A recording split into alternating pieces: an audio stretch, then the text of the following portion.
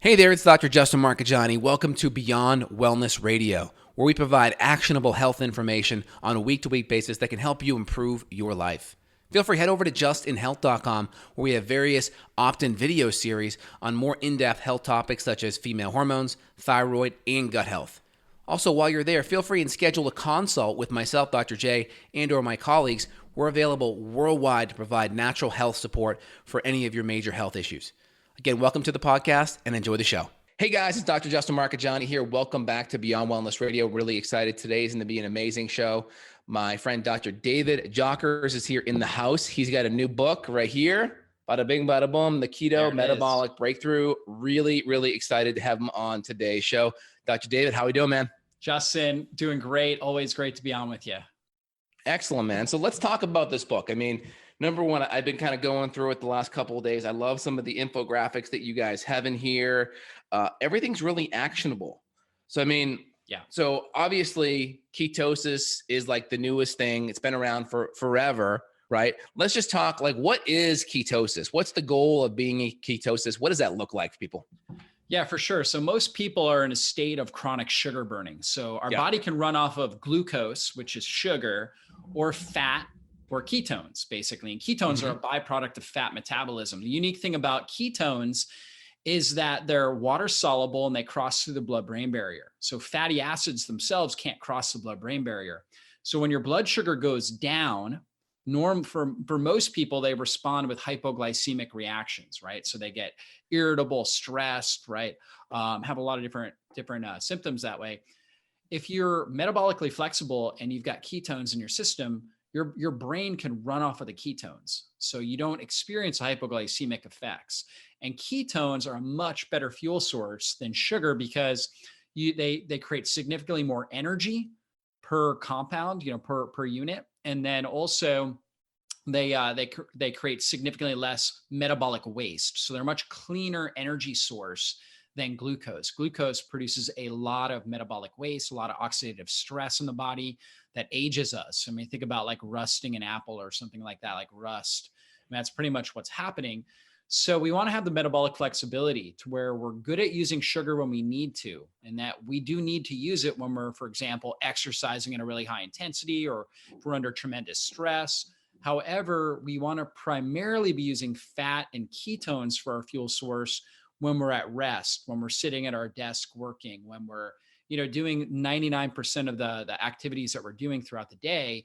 We should be using mostly fat and ketones as an energy source because it's just so much cleaner and we produce so much more energy from it, and it's going to reduce the aging process. And so when we're using ketones as a fuel source, we notice that we have better energy, that we have better mental clarity, better cognitive acceleration. We're able to think sharply and quickly. We also notice that we have reduced inflammation in our bodies. So that means less pain, means cleaner skin, just so many great benefits to it. And of course, it's great, and what it's marketed for is weight loss, right? So it's great for maintaining lean body mass and staying lean and fit.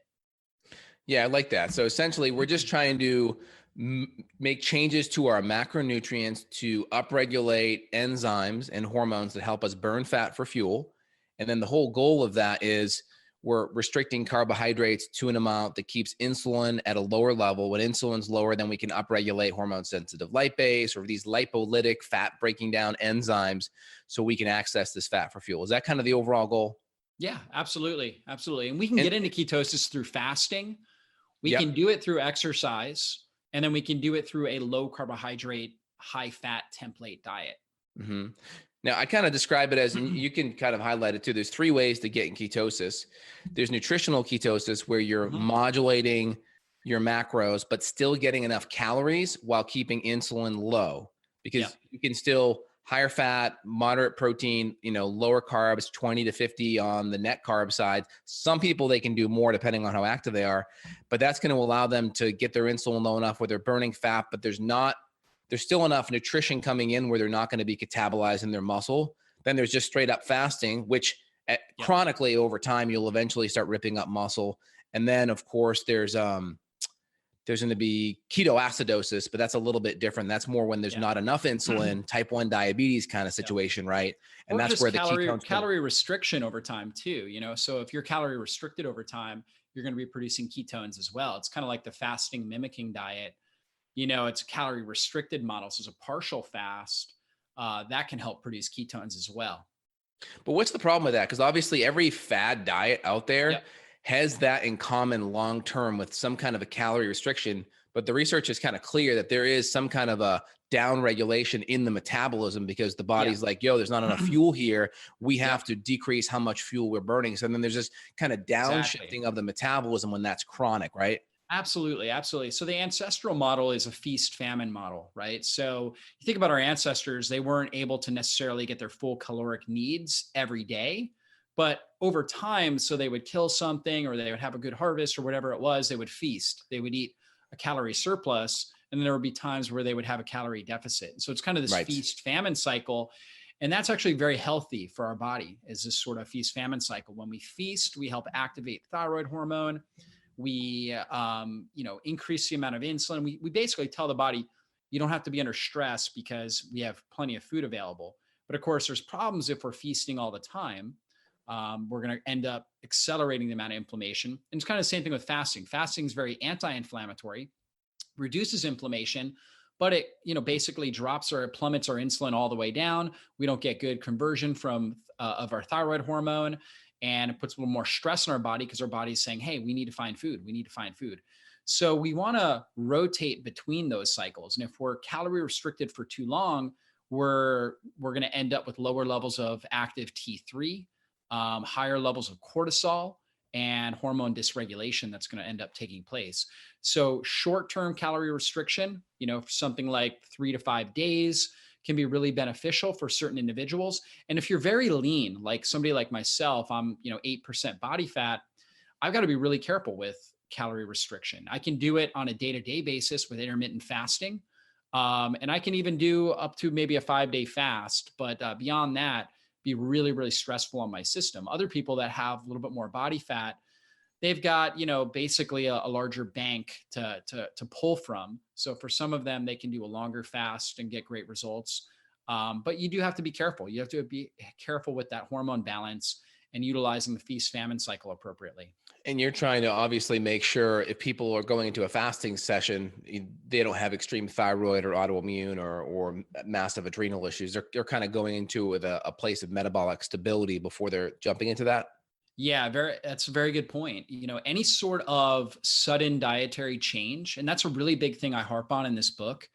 Any sort of sudden dietary change, your body really has to adapt to. So your body wants a certain level of balance and homeostasis. And the more adrenally damaged you are, more adrenal dysfunction you have, the harder it is for you to adapt to any change. So if you haven't worked out, think about this example. If you haven't exercised and you go in and you do very long, intense workout with a trainer, you're going to be really sore for a few days, right? You're going to need a lot of recovery. You wouldn't want to go back the next day and do the same workout. This is kind of the same thing with fasting or anything else. The best way to do is kind of lean into it, right? So I always tell people when it comes to fasting, start with a 12-hour overnight fast, hydrate your body well in the morning, okay? And then once you get to that point, you feel good with that, you push it up to 13, 14 hours, right? So it's small, gradual steps. And if you notice at some point that your body's just not feeling great, back it down a little bit. Okay. So there's different strategies you can do with applying intermittent fasting. It's really the same thing with a ketogenic diet. I talk about it in the book. If you're eating 400 grams of carbohydrates a day, don't all of a sudden the next day go down to 20 grams of carbohydrates. Too much of a shock on the system. So you start gradually reducing, okay? And I give a formula for how to do that in the book, where how you gradually reduce. And that's a gentle approach to keto adaptation that I find works for a lot of people, okay? And that's so great. I think that's key. That's great. Yeah, typically with patients that I recommend, and I don't really call it a keto, I just call it, I have a paleo template that's kind of my foundation. And then we go lower carb paleo, which is essentially going to be ketogenic. Once we go below 50 or 20 net carbs, that kind of gets those ketones up. And then there could be moderate, there could be autoimmune, there can be carnivore. Carnivore is essentially a default keto, right? Yeah. Yeah, 100% absolutely. default. Yeah. I find the big pitfalls with keto, just with people already having metabolic disturbances, is number one, poor digestion. There's just biliary insufficiency, not enough enzymes, not enough acids. And then these foods have a really tough time being digested. What's your experience with that? Oh, that's huge. In fact, in the book, I talk about how, working with people with a ketogenic diet over the years, I found that if I have 3 people, I put them on, in general, roughly around 60% of the population will respond favorably to a ketogenic diet. But then you've got that other 30 to 40% that just really, really struggles. And oftentimes it's due to the fact that they're not getting good bile release, poor stomach acid, poor bile release. And those things need to be addressed. I talk in detail about that in the book. I go through a lot of strategies to help improve stomach acid, improve bile. I know you talk a lot about that in this show, things like doing apple cider vinegar and water, drinking ginger tea throughout the day. I talk about some of the top herbs, things like dandelion, radishes. I eat radishes almost every single day, cucumbers, celery, really good for helping improve bile flow, thinning out the bile, improving bile flow. You got things like artichoke, another really, really good one for that. So adding in some of these great foods, artichokes, dandelions, arugula, things like that into your diet will help thin that bile and help improve the bile flow. And yeah, a lot of people have bile stones, so gallstones in their gallbladder, and a lot of people don't have their gallbladder. And if you've had your gallbladder taken out, it's almost a guarantee that your liver, the bile ducts in your liver, because your liver is what actually produces bile. Gallbladder is just a storage component for it. Yeah. But the bile ducts in your liver are most likely jammed up. So you're getting very poor bile flow. So you're struggling with being able to emulsify and digest those fats and get the fat soluble nutrients. You got to really flush those out. And there are different strategies for flushing them out. Okay. Different cleanses and things like that. And I even talk about one in the book. You can also do something as simple as taking activated charcoal roughly about 30 minutes to an hour before you eat a meal. Okay. Consuming a good quality meal and including some of those vegetables I talked about, artichokes, radishes, arugula, things like that to help thin the bile flow. And then also taking some supplements like dandelion, bile salts like choline, things like that can really help with pushing out more bile and clearing those bile stones. So I actually have a gallbladder, or it's called a bile flush protocol in the book that utilizes charcoal, because charcoal is a great binder for the gut, and it will bind bad bile and bile stones and help pull that stuff out of the system. Yeah, there'll be a lot of toxins in the bile. So it makes sense if Yes. your bile is being released into the small intestine, if there's a whole bunch of charcoal there, it'll kind of bind up a lot of the not so nice critters, right? The not so nice stuff in there. Yeah, totally Absolutely. makes sense. Yeah, And and you that's kind of key discussed that's key for SIBO too, right? So a lot of people don't realize it. We have an epidemic of bacterial overgrowth in our small intestine. There's so many people dealing with that. And bile is really important. Good bile flow is really important for sterilizing the small intestinal environment. So, it is. Yeah. Like bile acids tend to have a negative impact on bad bacteria, acids in general, right? Probiotics, like Lactobacillus acidophilus means acid loving, right? We look at yeast infections, right? Or BV. A lot of times there's a big connection with taking birth control pills. Why? That alkalizes things. People think alkalization is good. Well, not necessarily. It creates actually a more hospitable environment for bad stuff to grow. So yeah, having good biliary flow. And obviously if someone doesn't have a gallbladder, you're going to probably want them on bile salts for life, absolutely. right? Absolutely. Yeah. You got it. Yeah, that makes sense. And you've kind of, I've kind of see what you've done here with the book. You've kind of disguised keto with a whole bunch of other functional medicine topics, like HPA access issues, like digestion issues, like SIBO, like other issues that are connected to ketogenic diet. So this isn't just something that's just, hey, this is only for keto.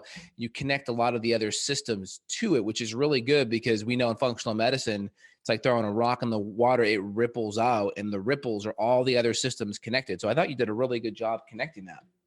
Yeah, absolutely. Keto is great for addressing an issue with insulin resistance, which many people in our society have because food is so prevalent. We tend to eat a higher carbohydrate diet, obviously, in America. And so keto can be a great approach from that perspective, but it's only one tool in our tool belt.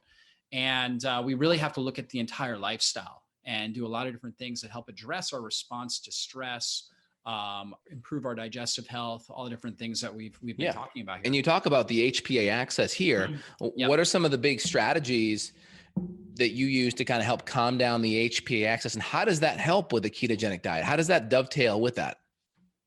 Yeah, well, for sure. So with the HPA axis, we really try to prioritize good sleep rest, and deep breathing. So if we are short, shallow breathing, which most of us are, our body thinks we're in a fight or flight state. So it thinks we're in danger. And so we've got to start to actually open up and take long, deep breaths. Our body knows when we're taking a long, deep breath, we're not in danger. We're not trying to run away from somebody with a spear or a lion or whatever it is chasing us. And so it knows we're in a relaxed state, and that's going to stimulate the part of our nervous system, parasympathetic nervous system, which helps us relax. And that's super important. So doing things like that. So deep breathing, really getting good, high quality sleep, even taking a power nap if you need to in the mid afternoon, especially if you've got a stressful day or stressful life. That can be really important. Getting out and getting good sun exposure. So sun itself, right, can be really, really therapeutic for our body, grounding our body. So going out barefoot on grass, dirt, sand, a little harder this time of year, but doing that as much as you can, that's actually going to help ground your your electromagnetic frequency. So there's a healthy EMF that comes from the ground. Yep. And that's almost like showering from all the artificial electromagnetic frequencies that come from our cell phone and our computer. So that, and all of those EMFs are putting a stress on our system. So just going out, spending 10 minutes with your bare feet on grass, dirt, sand, even concrete, you'll get a healthy electromagnetic frequency, which is, again, showering your electromagnetic field. So these are all great strategies that are helpful and very, very important for a ketogenic diet, because really with a ketogenic diet, just like anything, I mean, ultimately you want your body to be very adaptive and resilient. And if you're overwhelmed by stress, it's going to be really hard to adapt to that, to get into ketosis. Okay. In fact, if you have higher amounts of cortisol, right, or different stress hormones are being released, that's going to keep your blood sugar elevated, right? Cortisol is a glucocorticoid. So its job is to keep glucose elevated in the bloodstream. And then your body's going to respond to that by pumping out insulin. And a lot of people will go through this cascade where high cortisol, high blood sugar, high insulin, and they're not even eating a meal, but they're metabolizing this just from the stored sugar in their liver and their muscles. So we got to keep the adrenals under control. I like that. That makes a lot of sense. Now, when people switch to a ketogenic template, and I like the word template over diet because template allows flexibility. Some people who are more active can handle carbs at a significantly higher level than someone who's massively insulin resistant. They may only be able to handle a couple of servings of vegetables and that's it. Some can handle a handful of berries in there. Some can do a serving of safe starch. So everyone's a little bit different. But what should people's stools look like? I know you did a whole page on this regarding the Bristol stool chart, but with fiber is coming in less, if let's say you're only eating a couple of servings of vegetables, what should your stools look like? And if they're on the more constipated side or loose side, what can we do about that? Yeah, you want your stools to be well-formed, brown, well-formed, and ideally, easy to pass, right? So they should be very, very easy to pass. And you should be having 1 to maybe even up to 4 bowel movements a day, right? Easy to pass, comes out quickly, brown colored, well-formed, shouldn't be like floating on the top, should sink to the bottom. And if you're not noticing that, if you do feel like you're constipated, and for some people, when they make a diet change, there's changes that take place in their microbiome that can definitely cause constipation. So things that help, really hydrating your body well is important. Getting enough electrolytes. In fact, that's a huge issue with a ketogenic diet, because when your insulin goes down, so when you follow a ketogenic diet, it drops your insulin. When your insulin goes down, you don't retain sodium. So in our society, we hear about how we need a low salt diet, but that's because most people are on a diet that's high in carbohydrates and they have high insulin. So again, when we fast or when we're in a ketogenic diet, insulin goes down, we actually need more salt. Yep. And that's going to be important for good bowel movement. It's going to be very important for energy and very important for HPA axis, right? So taking in good salts, very important. Eating trace mineral rich foods. I really harp on that in the book. So that's going to be things like sea vegetables, okay, seaweed, things like that, wild caught fish, very rich in trace minerals, olives, olive oil, avocados, avocado oil, cruciferous vegetables, right? These are all great foods that we should be consuming on this sort of a diet to get the trace minerals that we need. You can also do things like magnesium supplementation. Magnesium can really, really help with improving bowel motility, right? So just taking a little bit of magnesium can be a helpful approach. And then hydrating your body well, right? And I already mentioned that, but most people are chronically dehydrated. So good hydration can really help with good quality bowel movements. We may also just get even more fiber in just from Yeah, our more vegetables. Most people probably sure. aren't getting enough vegetables. So just adding the Avocados. veggies in Yep. will help move the That's needle, right. right? That's right. Avocados are a great source of fiber, right? Tons of fiber, more fiber in an avocado than a bowl of oatmeal, right? So real good source. That's really good. Really good to know. Also, also avocados are like the highest source of potassium. People think, oh, like Exactly. they associate potassium and bananas, but guess what? Avocados Yep. have twice the amount of potassium and they're lower carbohydrate. So That's way right. better way to go. I like that. So Yep. when do you typically recommend, let's just say, a keto template with vegetables to a carnivore keto template? When does that switch happen? Why would you Yep. recommend it? Who would that person be that would benefit from the keto version with just meat? Yeah, it really depends on the individual. So for some people, like here's a classic sign that you're not producing enough stomach acid. If you eat a steak and you feel really fatigued, you have acid reflux, you feel nauseous, you feel like the food's Hmm. just sitting there in your stomach. Okay. That's a sign that you're not producing enough stomach acid. We need to really, really focus on the stomach acid. Right. Other people respond great. They eat a steak, they feel amazing. Right. But if they eat a bowl of broccoli, okay, and you can do this test on yourself, eat a big bowl of broccoli, and if you're gassy, bloated, you have more pain in your body, you're having brain fog, that's a sign that you most likely have bacterial overgrowth in your small intestine, and you're probably not producing enough digestive enzymes. So we may need to address that. You just may notice that eating a more, for one person, eating more plant-based, they feel better, and another person eating more meat-based or, pushing all the way to 100% carnivore, they just feel better in general. So it's kind of an experimentation. Okay. But in general, if you isolate, certain macronutrients and really just focus on consuming them in a meal and then see how your body responds or how you feel, that's one way to identify. Again, big bowl of broccoli, you're pretty much just getting fiber there. Okay. And you'll see how your body responds to a healthy source of fiber. If you eat a big steak, you're pretty much just getting, protein and fat there. So you're going to see how your body responds to that protein and fat. Okay. And then for other people, they notice when, they eat an avocado, right? Or too much olive oil, right? They just feel really awful. And that could be a sign that, again, you're not getting enough bile flow, right? Yeah. So these are all ways to test.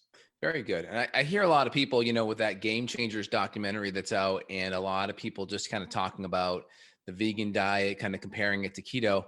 One thing I always tell people is animal products are incredibly nutrient dense. They're very nutrient Yeah, dense. When you compare absolutely. the amount of protein Yeah. in, let's say, some grass-fed beef to, let's say, some kale, people say, oh, kale's like 20 or 30% protein, but that's based on calories, right? Yeah. That's Yeah. based on like it's a percent And of it's lucky calories if per it has a serving. gram, in a whole bunch I know. So I tell of patients, kale. like, okay, like, do you realize that 8 ounces of grass-fed meat, right, which is probably a reasonable amount for a guy to go out and get access to when they go out or have a steak or a fillet, right? You have to have 15 servings of kale. That's Yeah. insane. That's a lot. So you can Yeah. easily have an 8 ounce serving of grass fed meat and, eat that comfortably in 15 minutes. Good luck having 15 servings of kale. So the nutrient density is just very high. Yeah. And then once you add in some organ meat with that, it's like, wow. And Oh then, yeah, obviously absolutely. you can, if you want to supercharge some of these things, there's some good vegetable juices that you can do that are just low sugar. I just do straight up celery juice with, lemon every morning just Yeah. because I get 25% of my potassium. Throw Yeah. another avocado in at lunch. Now I'm at 50% of my potassium in just two things, right? Because I think Yeah. low potassium, low magnesium is one of those things that everyone deals with, even on keto, could be an Yeah. issue, right? But if you're getting 6 to 8 Totally. servings of green vegetables and maybe you're slipping in some organ meats or things like that, then you're going to be on the right track. So where I was going with that was the nutrient density part. Can you talk about Yeah. like the nutrient density in a keto template compared to just anything else? Absolutely. Well, if you're eating a real food-based ketogenic diet, you're going to get tremendous amount of nutrient density. And we always want to focus on the most nutrient dense foods. So when we look at grains in general, grains really don't offer us much. They have a little bit of B vitamins, some fiber, and a whole lot of starch, right? And the problem is when we're eating things that elevate our blood sugar, okay, sugar itself in our system acts as an anti-nutrient, right? We need a certain amount, but once we get beyond that, it acts more like an anti-nutrient where it actually drains our magnesium, potassium, and the more insulin resistant we become. So the more that we're spiking our insulin, the more insulin resistant we become, the less we're able to actually bring nutrients into cells, because insulin has a very important job of bringing sugar as well as other nutrients like magnesium, like potassium into cells. And so when we're insulin resistant, our body's not responding to it, we're going to have problems. So grains in general are they're an inferior food, okay, as opposed to something like grass-fed steak, okay, or organ meats, obviously really nutrient dense, wild caught fish, and then plant-based foods, right? So we can get obviously a tremendous amount of nutrients from things like broccoli, cauliflower, asparagus, different herbs that we've already talked about, dandelion, ginger, turmeric, right? So we can get tremendous amount of polyphenols, antioxidants. Dark chocolate would be another good one, even, organic coffee or green tea. Tremendous amount of powerful nutrients to help quench oxidative stress and provide all the powerful nutrients we need. In fact, meat has vitamin B12, zinc, iron, a lot of things people are very deficient in. Okay. So how do you get someone to wrap this, or like, because if they're like, hey, I'm vegan, I'm vegetarian, I can't do animal products, it becomes really hard. Now, and you could probably still do it and go keto, plant-based, but how would you get them on board with, say, hey, let's try it. Let's get some of these high quality animal products. What's that mindset shift you would say to get them on board with that and try it out? Well, yeah, I think it really depends on why they're doing it. If they're trying to do it for a health purpose, I would just let them know that, basically on a vegan diet, it's very hard to get all your fat soluble nutrients as well as vitamin B12. So why don't we start? In fact, I have a whole program called my Cancer Cleanse program, where I put my cancer patients on a low protein, high fiber, high nutrient ketogenic template, right? And we use things like grass-fed butter. Grass-fed butter is a great thing because it's loaded, super rich in fat soluble nutrients, retinol, vitamin E, conjugated linoleic acid.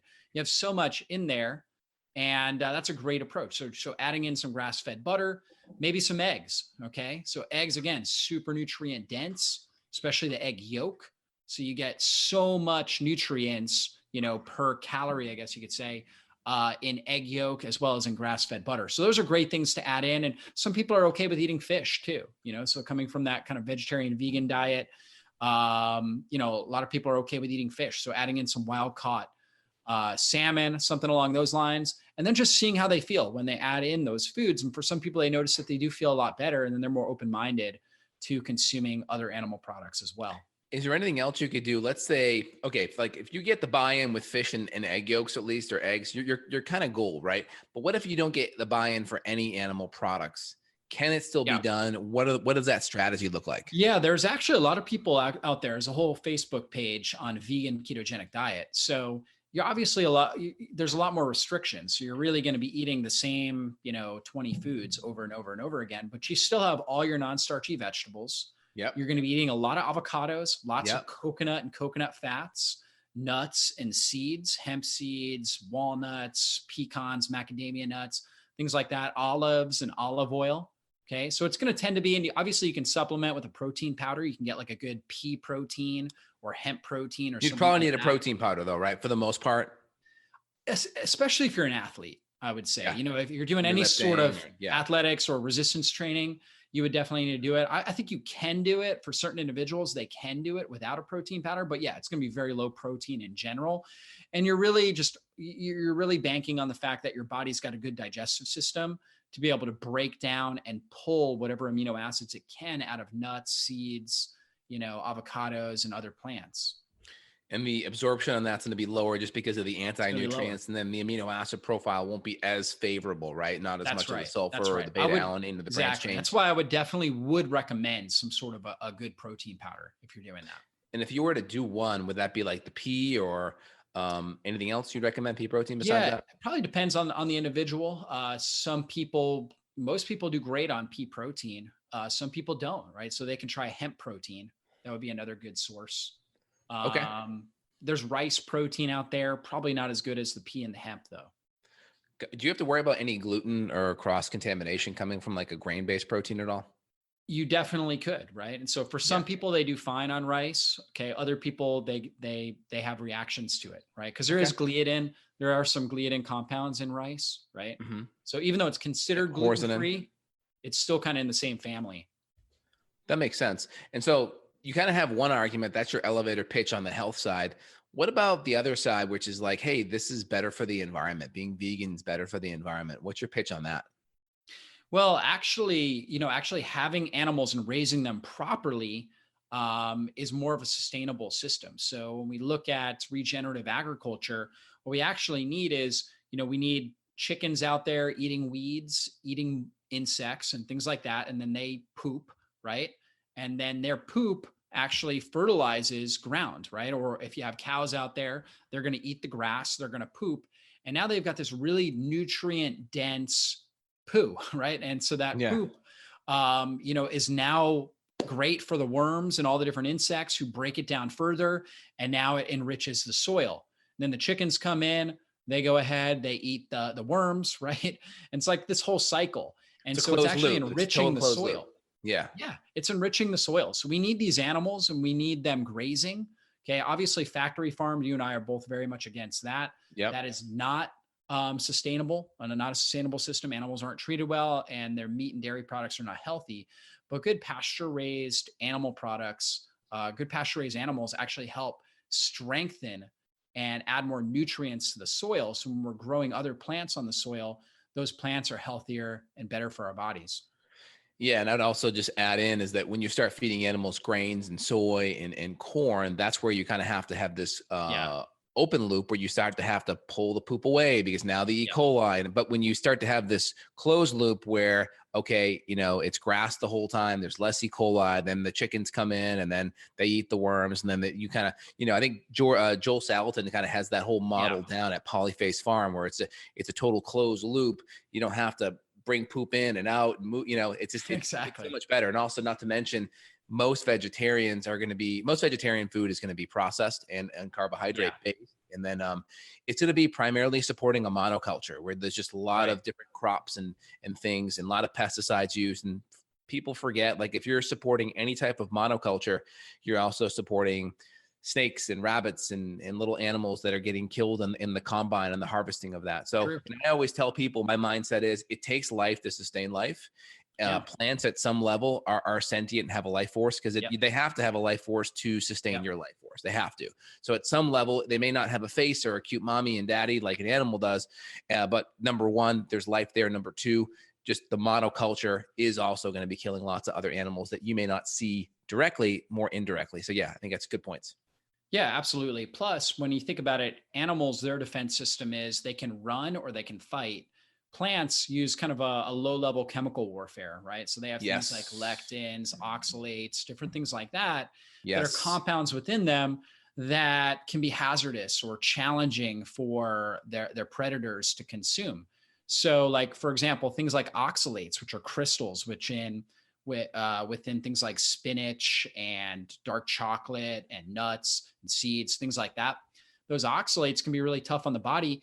We've adapted to have a certain bacteria, Oxalobacter forminges, within our digestive system that eats these oxalates for us so they don't get into our circulation and cause damage, right? Because they can cause pain. Oxalates are associated with pain. High oxalate loads are also associated with issues with our brain fog, learning issues, autism. A lot of autistic kids have high levels of oxalates in their system. So what happens though is in our society, many people, we've grown up drinking chlorinated water, for example, right? So we're not filtering out our water. Chlorine kills these things. We've taken antibiotics, or we've eaten meat that's been given antibiotics that has damaged the Oxalobacter species in our gut. And now we're not able to break down and metabolize those oxalates. So then we think, okay, I'm going to eat, this plant-based diet. And we end up loading up on these oxalates and we end up with chronic joint pain, where we're not able to focus and concentrate very effectively. We end up with kidney stones, different things like that. So, so there are pros and cons to eating meat and vegetables, and you really got to try to find the diet that works best for you. And that's what I really tried to focus on in the book, was providing a diet that's going to work for most people and troubleshooting strategies, basically to help people who are struggling to digest fats. People are struggling with adrenal fatigue, thyroid issues, things like that. So good doing a deep dive on all of that. I love it. That totally makes so much sense. So the oxalobacter, so really good, healthy gut bacterial function, good, healthy digestion, good bacteria is going to really help you deal with a lot of those plant anti-nutrients even better. I love that. Very good. Now, when you're doing a fast, like let's say it's a 24-hour or 48-hour fast, Mhm. what does that look like in regards to nutrients? Like, could I have some celery juice, or could I be drinking like let's say an enriched Pellegrino with some extra minerals? Are you worrying about the electrolytes during the fast? And then how much caloric drinks could you put in, like a bone broth or a celery? Like, how Yeah. much can you consume from that where you're still kind of fasting, so to speak? Well, I would say it depends on your goals, right? So, one of the main goals of fasting, there are many different goals. So, if your goal is to improve insulin resistance, okay, you can do a partial fast and you'll still get great results. A partial fast would be like drinking your celery juice, doing your bone broth, right? Because basically you're keeping insulin low, right? And that's going to help improve insulin resistance, going to help improve and reduce inflammation in your body. So if those are your main goals, that can work great. They can also work great for weight loss. If your goal is maximal autophagy, and autophagy is this term meaning self-eating, where your body's trying to break down Yeah, older, recycling. damaged cellular components like mitochondria, damaged mitochondria, and things like that. If that's your goal, then the ideal way to do it is a water fast or a water salt fast, nothing with calories. Okay. That's where you're going to get the most amount of autophagy. It doesn't mean you won't get any autophagy. You'll still get autophagy if you're drinking celery juice during your fast. If you're on a caloric restriction during that fast, consuming roughly less than 40% of your normal calorie load, you're still going to activate some level of autophagy. But the water fast is going to get you the most benefits. So I would really base it off of how you feel. Okay. So Do when you I have a good first, brand of water? Like, are you just drinking like reverse osmosis with some extra like Redmond's real salt in there? Or are you doing yeah, like a Pellegrino? Is there a kind of water that you're recommending? yeah, I mean, absolutely. A mineral water would be great. You could do reverse osmosis, add back some salts. I Yep. actually recently got a hydrogen water system, and Mm, molecular hydrogen is amazing for reducing oxidative stress in the yeah. system. So that's what I've been drinking here lately. But yeah, I mean, just water and salts. What happens is, just like anything, your body actually gets better and better at doing this. So like our ancestors, when they fasted, they weren't asking themselves, can I have, bulletproof coffee during my fast? Can I do this? They just didn't have food, right? So they would just fast. So for me, when I first started doing intermittent fasting, okay, 24-hour fast seemed too intimidating. So I would normally was doing somewhere around 18 to 20-hour fast, and that was very easy for me. And I was drinking a lot of water during that period of time. And, now that I've adapted, because I actually do two 24-hour fasts every single week. And I feel amazing doing it. I don't actually need salt. All I need is water. Now I'll put some apple cider vinegar in my water from time to time, just for the added On like benefits. on when do you do your fast? Are you trying to choose a less Yeah. stressful day when So, you do it? oh How are yeah, you yeah, doing yeah. So basically I fast Wednesday from lunch till lunch on Thursday, and I fast usually on Saturday, after lunch on Saturday to lunch on Sunday is typically when I'm fasting. Now it can range a little bit based on my schedule, but those are typically the times that I'm doing it. And yeah, I have absolutely no problem. So what happens is, when you first begin doing it, it's a stressor on your system. Once you adapt to it, it's not as much of a stressor. So I actually do it, like Wednesday is usually a very busy day for me. So I'm actually doing it on a busier day. And I noticed that my heart rate, I have a Aura ring.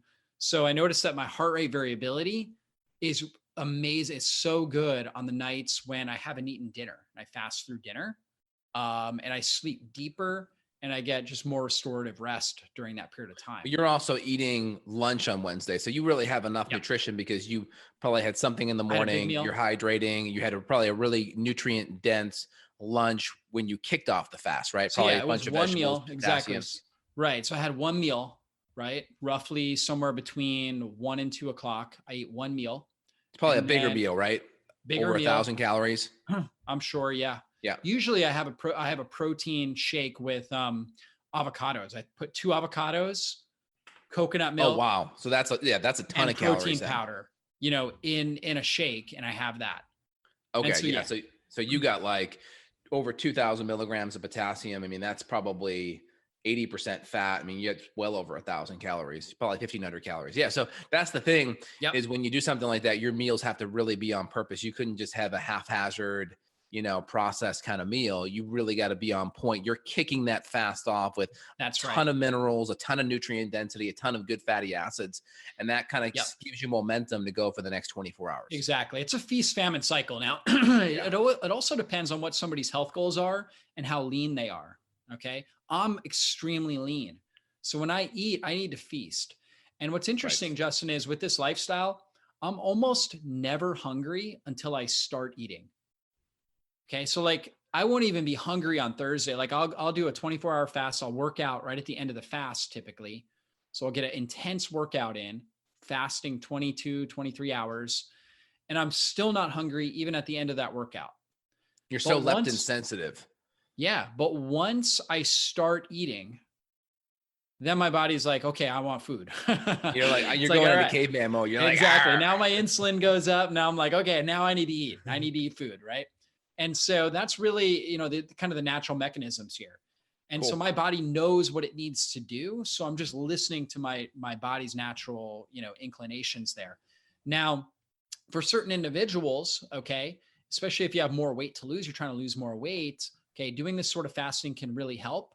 And then cycling in, a feast day oftentimes can be really helpful. Because again, you want this counterbalance. You want to be telling your body, hey, food is prevalent. We don't need to stress out. But at the same time, we're also in a famine, right? And we need to reduce inflammation. So it's kind of like this, we're constantly changing that message, and that will help the body to adapt more effectively. So feast and famine.